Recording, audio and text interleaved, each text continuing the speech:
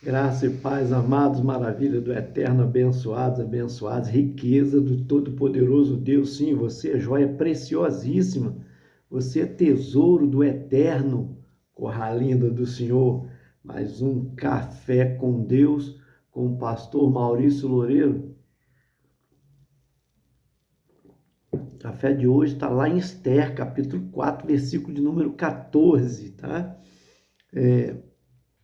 Poderíamos pegar até o versículo 13 também, ler, mas vamos ater aqui só para entender a importância, né, histórica do dia que até hoje se comemora, o dia de Adar, né, 14º dia, 14 no caso, 14º dia de Adar, tá? Que é o livramento que os judeus tiveram das mãos de Ramã, tá?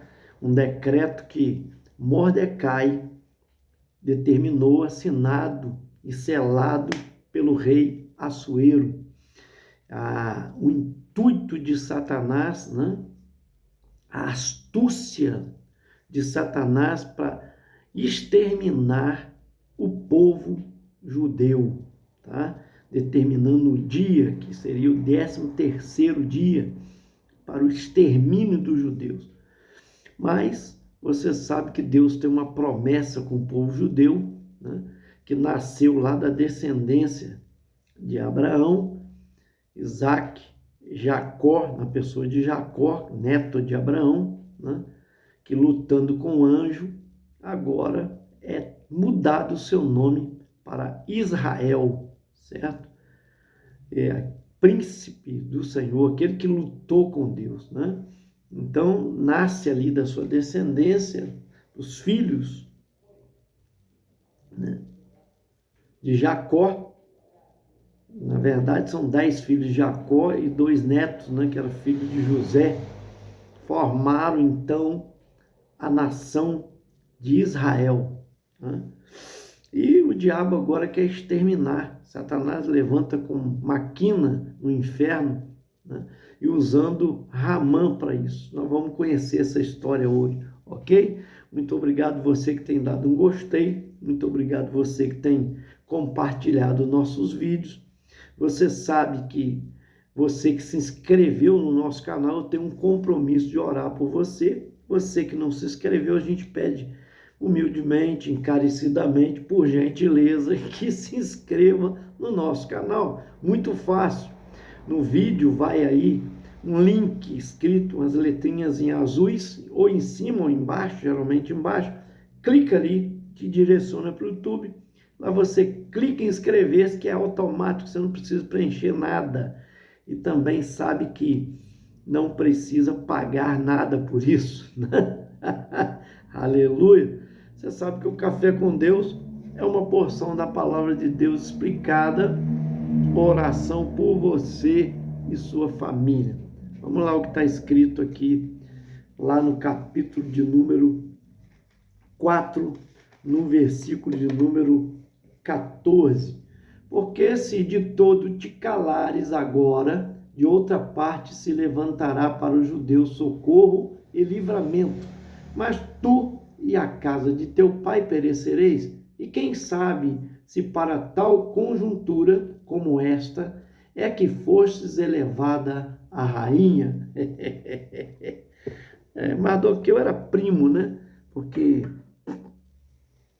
de Esther, que era Hadassa, e agora tem o nome de Esther, mas só para entender.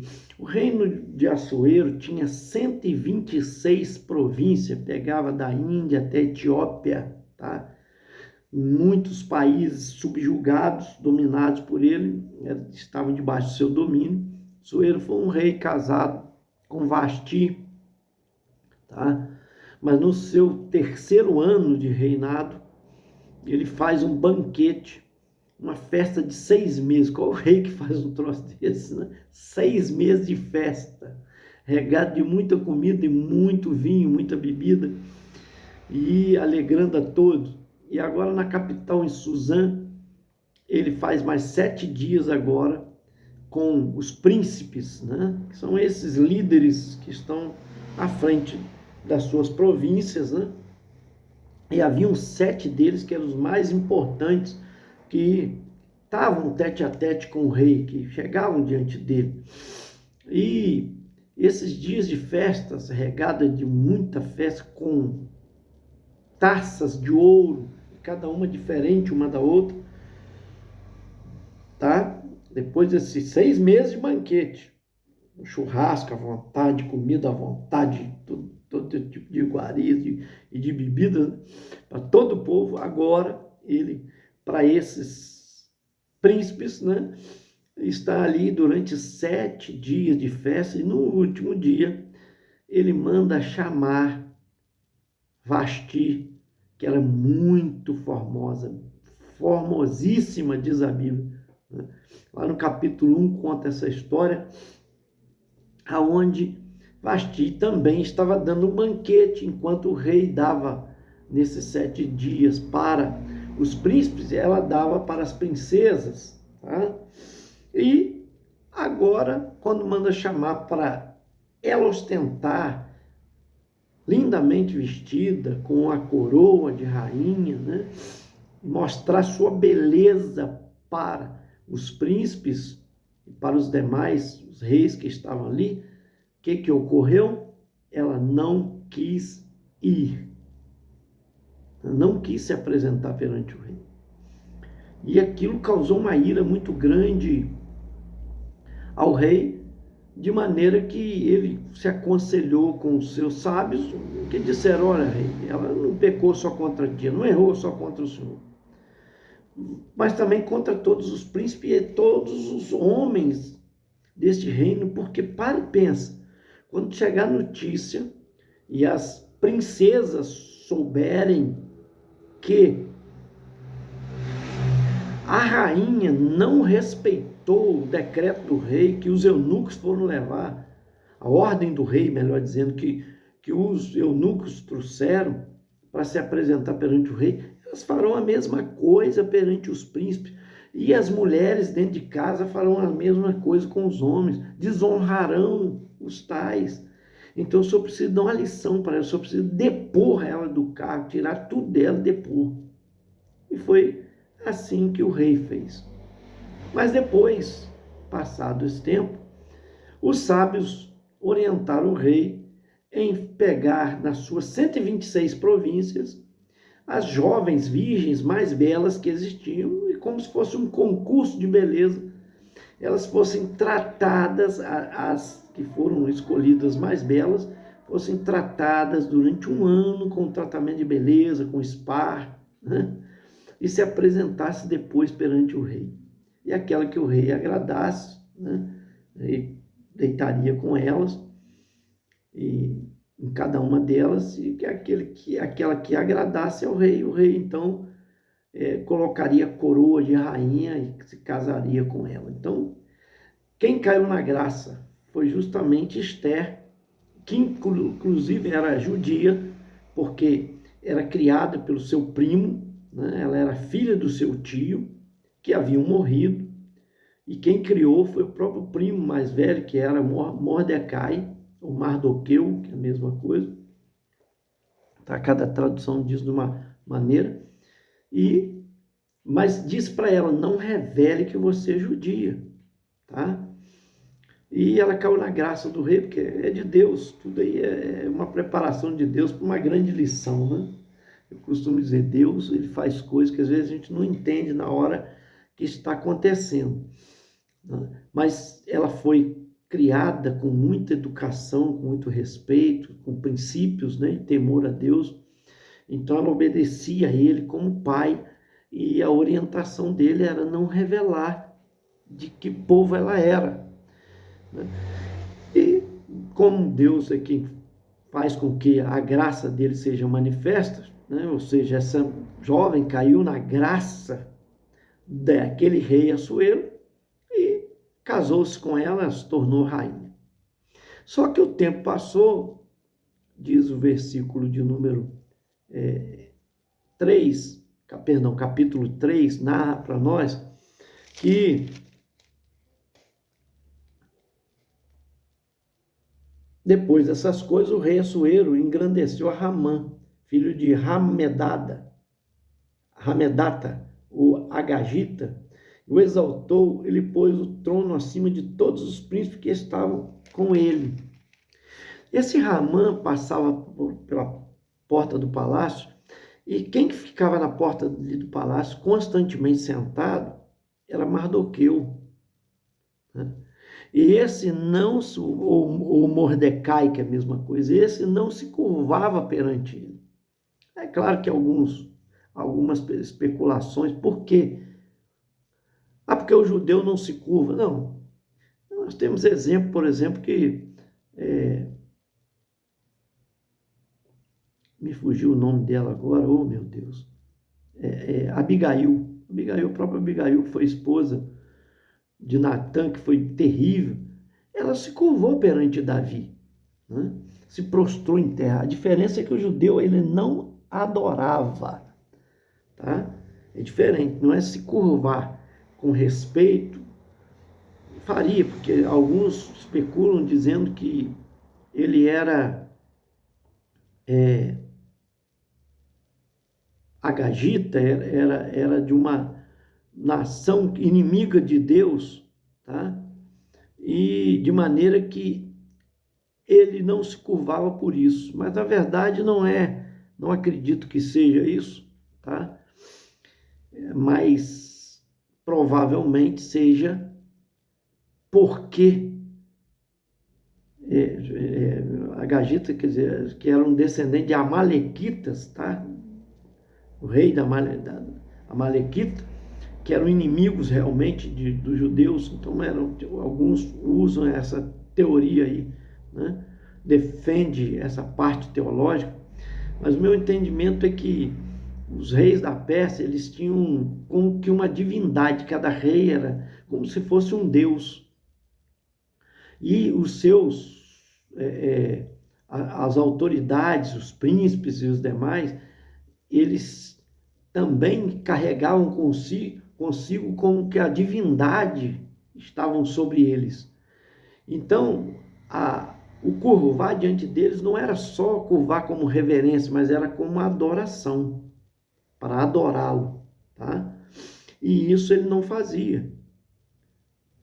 Mordecai aqui, por exemplo, né?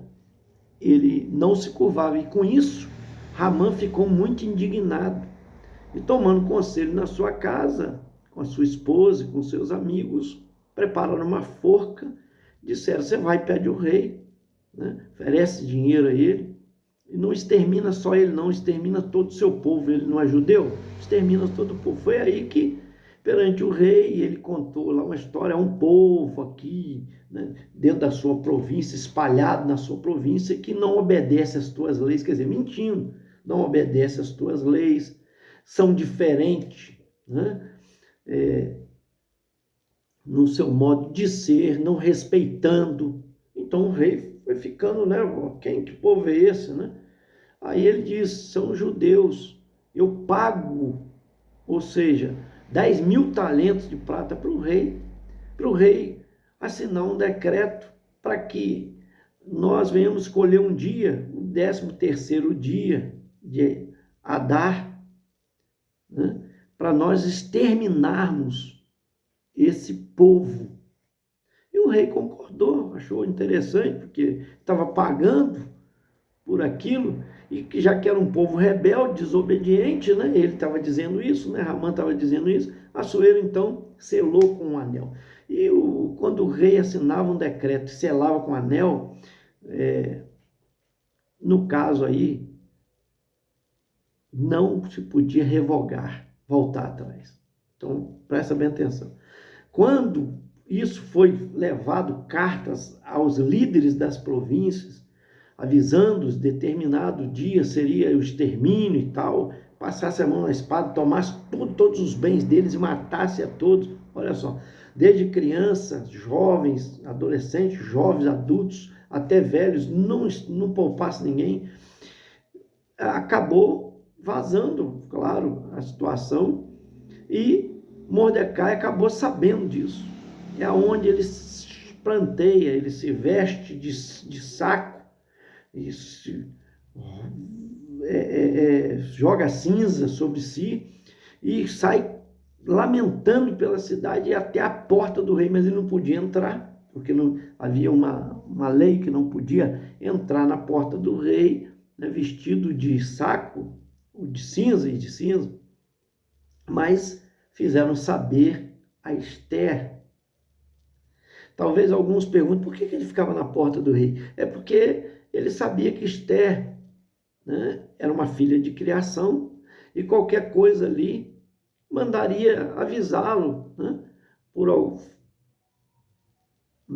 por algum determinado trabalho, serviço para que fizesse para ela.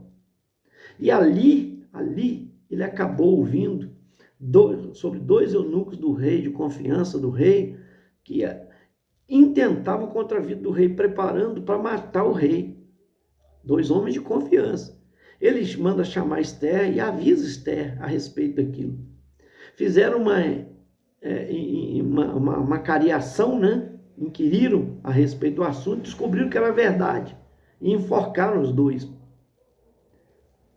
Mas não fizeram nada a Mordecai, assim, de honras, de nada, veja só. E Ramã, que está sendo honrado aqui, né, que cresceu diante dos olhos do rei. É aonde Esther, quando soube porque o primo dela, que é o pai de criação dela, né, estava daquela maneira pranteando, não sabia o porquê, aí ele manda revelar ela, e uma cópia da carta do decreto de extermínio, e aonde ela, então, diz para ele, o rei está já 30 dias no seu palácio, lá no jardim, e ninguém pode chegar nele a não ser convidado, e há uma lei que determina se alguém entrar lá sem ser convidado, é morto, não importa se, pode ser até eu que sou a rainha, é morto, a não ser que o rei estenda o cetro para me justificar, para que eu não seja morta. É onde ele diz aqui, para nós aqui, onde nós lemos o versículo 14. Aí eu poderia ler o 13 para você entender, ó. Então lhes disse Mordecai que respondesse a Esther, a rainha Esther, não imagines que, por estares na casa do rei, só tu escaparás entre todos os judeus, porque se de todo te calares agora, de outra parte se levantará para os judeus socorro e livramento, mas tu e a casa de teu pai perecereis, seremos mortos. E quem sabe se para tal conjuntura como esta é que fosse elevada a rainha. Olha só, Mordecai tinha tanta fé em Deus, que ele sabia que de alguma maneira, por ser o povo de Deus, os judeus, ele teria livramento. De alguma maneira ia aparecer livramento. Por isso que o diabo leva o mundo a odiar os judeus. Tá? Está a favor dos terroristas Hamas. Presta atenção, quem é a favor do terrorista Hamas e contra os judeus é inimigo de Deus. Pastor, mas judeus crucificaram o Senhor. Quem crucificou, sim, foi romanos, a pedido dos judeus, sim, mas de religiosos invejosos, líderes religiosos invejosos, que induziram o povo. Tá? Mas o Senhor os perdoou, diz a Bíblia. Pai, perdoa porque eles não sabem o que fazem. Certo?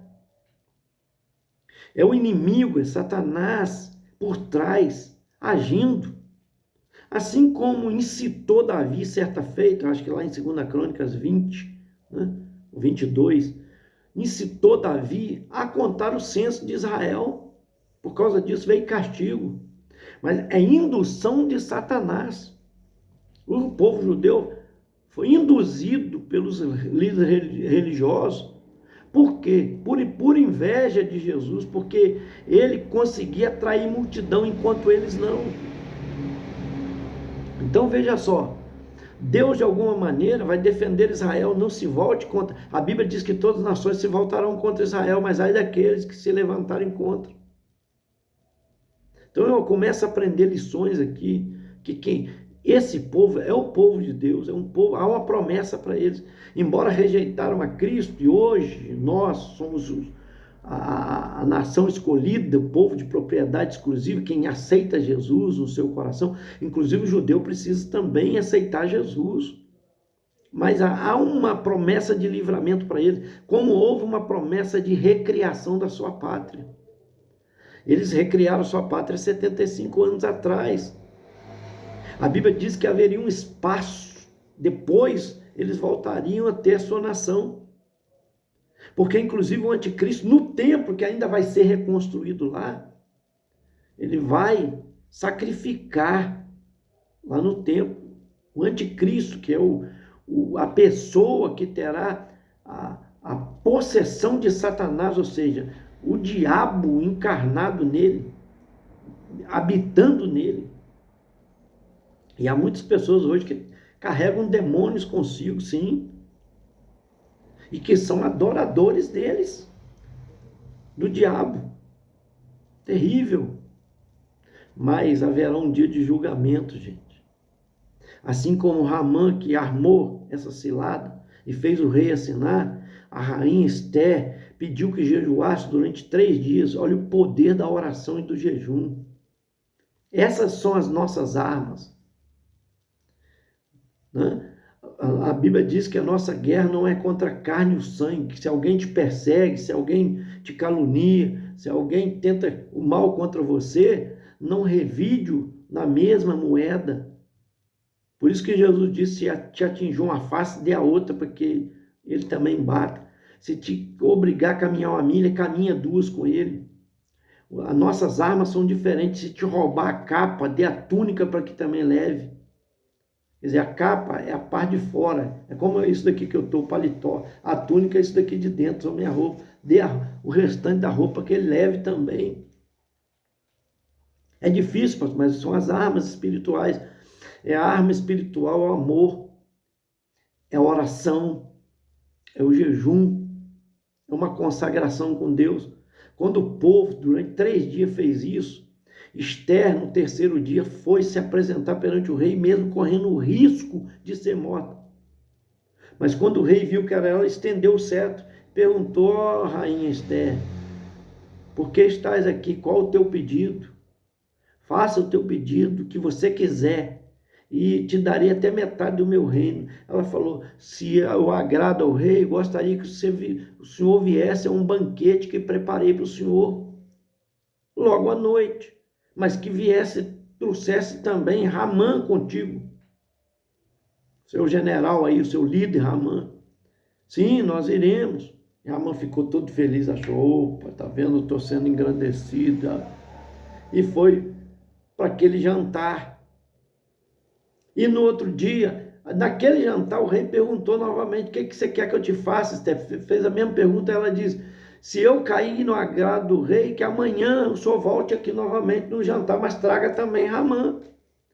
Foi o suficiente de um dia para o outro Deus fazer o rei sofrer de insônia e pedir para trazer as crônicas do rei. E ao ler, viu que ele foi livre de ser morto. E que Mordecai tinha feito aquilo. Tinha descoberto aquele intento contra o rei, aquela cilada contra o rei. Ele chamou o seu eunuco e disse: que fizeram a este homem? Qual a honra que deram a ele? Ele disse: nenhuma. Então ele disse: eu preciso de honrar esse homem. E pela manhã, quem está chegando para tomar café com o rei? Ramã. Ele diz: Ramã, o que o rei fará àquele que ele quer honrar? A Ramã pensou: quem é acima de mim o rei vai querer honrar? Claro que sou eu. Então ele disse: ó rei, que tu pegue o teu cavalo, as tuas roupas reais que o senhor já usou, vista sobre ele, coloque a tua coroa, e o teu cavalo, que o senhor está acostumado de puro sangue, que é o teu cavalo, todo mundo sabe que é o teu, ande pelas ruas, pelas praças principal da cidade, e anunciando, tocando a trombeta, e anunciando que assim se faz o rei quando quer honrar alguém. Faz ao homem que ele quer honrar. Então se apresse, disse o rei para ele, se apresse, Ramã, e faça tudo isso, não deixa cair nenhuma palavra por terra com Mordecai. Aquilo foi um choque. Ele não imaginava. Aquele Mordecai, que ele tinha até preparado uma forca para matar ele lá, para pedir o rei para matá-lo, e que fez o rei assinar um decreto para matar, exterminar todo o povo, justamente ele tem que honrar. Ele vai para casa envergonhado, depois de fazer aquilo tudo, né? Com a cabeça coberta, chega, chama os amigos, chama os conselheiros dele e a sua esposa, diz, agora você está perdido. Só que ele não sabia que o pior ainda estava por vir. Qual o pior? Era o jantar que estaria à noite com Esther, a rainha. E quando foram à noite, logo quando chamaram ele, falou, já está na hora, né? E foram, porque acabou de acontecer aquilo que ele honrou durante o dia todo, aquilo, a Mordecai agora ele vai para o jantar. Chegando lá, o rei faz a mesma pergunta, o que você quer que faça? Falou, olha, estão tentando exterminar, um inimigo quer exterminar o meu povo, matando a todos, sem piedade, covardemente. E até eu corro risco também, porque é meu povo. Aí ele diz, quem é que está fazendo essa maldade? Falei, esse daí, Ramã. Porque ele, quando baixou o decreto para matar todo judeu, eu sou judia, revelou para o rei, porque até então ele não sabia. E é isso que ele quer fazer covardemente contra o meu povo. O rei saiu desnorteado para a varanda. E quando ele sai desnorteado, Ramã cai de joelho, agarrando os pés da rainha, né? E ela cai sobre a cama, assim, quando ele cai sobre os pés, pedindo clemência, misericórdia, assim, sabia que ele ia ser morto, né? Que ele ia ser condenado, que ia acontecer uma coisa terrível com ele. Então, quando o rei volta, encontra ele naquela cena, você ainda está querendo molestar minha esposa, depois de fazer toda essa maldade? Eu vou acabar com você. Aí o eunuco falou, olha, tem uma forca lá, aquele que fez para enforcar a Mordecai. Falei, enforca ele lá. Enforcou-se. Só que agora o rei não podia voltar atrás, mandou chamar conselheiro, que a rainha pede, rei, revoga a tua lei. Ele diz, eu não posso, mas olha como Deus é sábio.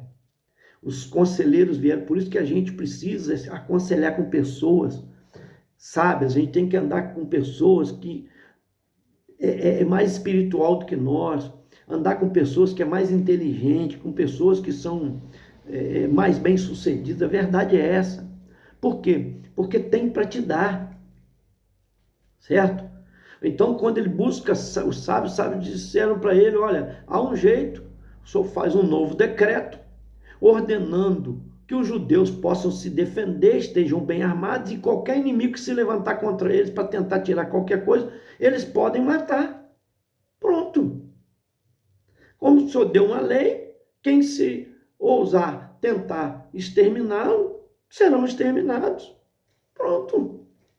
E assim ele fez o decreto e mandou distribuir em toda a província, e foi o dia do livramento, justamente por isso que eles comemoram o dia de Adar. Fizeram no 14º, porque no 13º foi o livramento, 14º foi o dia seguinte de festa sobre todo, onde estava cada judeu, dentro daquela nação das 126 províncias. Eles, aleluias, glorificaram a Deus, fizeram festa. Inclusive não é só o 14º, até o 15º também, são 2 dias de festa. E até hoje se faz essa festa lá. Deus é o Deus do livramento. Desculpa, estendi demais. Que Deus te abençoe. Pai, abençoa cada vida que nos acompanha no Café com Deus, dando graça, entendimento, sabedoria, a entender que quem é do Senhor é guardado. Por mais que o inimigo ataque em todas as áreas, que ele tentar se levantar, cairá por terra. Assim como o Senhor tem uma promessa sobre Israel, a nação de Israel, o povo judeu, porque Jesus também é judeu, descende dos judeus, Deus amado, o diabo tem uma fúria contra os judeus. E diz a tua palavra que se levantará as nações, mas que o Senhor virá em socorro a Israel e destruirá todas as nações. Assim também quem é teu, Senhor, abençoado, guardado, protegido, a sua família, a sua descendência, dá graça a cada um, vitória, no poder do nome de Jesus. Amém. Esse foi mais um Café com Deus, te aguardo até o próximo. Te peço para você compartilhar bastante.